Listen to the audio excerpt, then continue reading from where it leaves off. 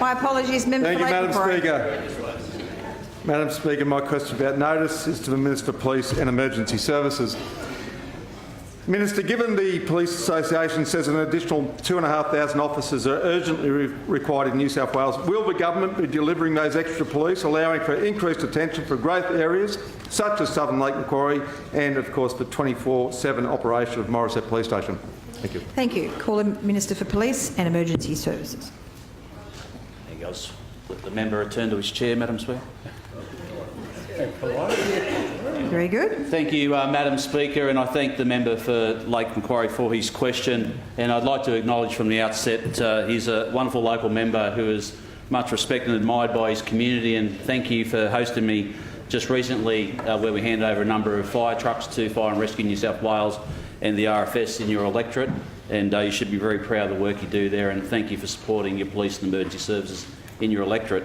Madam Speaker, for the information of the member, he knows all too well Lake Macquarie is probably a classic example that the diversity of our communities across New South Wales that New South Wales Police have to respond to is probably the most diverse that any law enforcement agency has to combat across the world.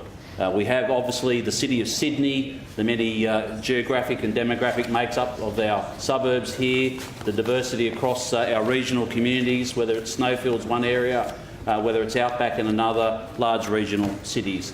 And that is why we undertook and supported the New South Wales Police Commissioner to undertake a re-engineering process to allow the command, structure and governance of policing efforts, the resourcing then the deployment of police resources into our varied communities, which was very successfully completed by Commissioner Michael Fuller, APM, and his executive.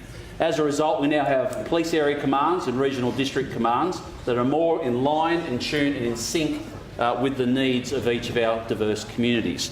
Lake Macquarie is a classic example, as I alluded to, that it has a massive body of water, obviously with Lake Macquarie, a beautiful part of the world, a place I very proudly called home in around 1995-96 when I lived there myself, Madam Speaker. It also has significant rugged mountainous country around it. It's geographically isolated in some parts, rural area, metropolitan area and the like. So it needs to be resourced, and your policing resources need to reflect the needs of your community. And that's what the re-engineering process allows. So what the association's claim is, and their pursuit of additional resources, also goes to the other point of your questions about growth. It's not just about population growth, but it's also about growth in the amount and the type of challenges that police will face into the future, whether they be technology-based, whether they be in relation to specific demographics of our community, targeted at youth, targeted at elder and vulnerable communities. So we need to get the resource mix right.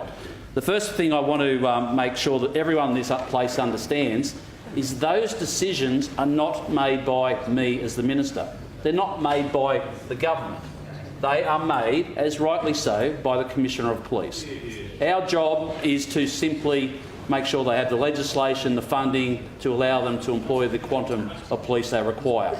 It was this government who, A, has initiated the re-engineering process, and this Premier here who has asked the Commissioner of Police to bring back to her and this government the number of police that we need for the future resourcing of the police force for those communities across those varied needs.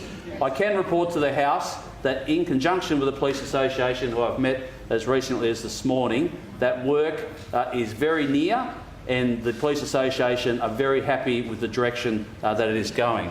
I'd like to also add, though, since 2011, we have introduced, as we committed to, over 1,000 extra police into the ranks of New South Wales Police Force.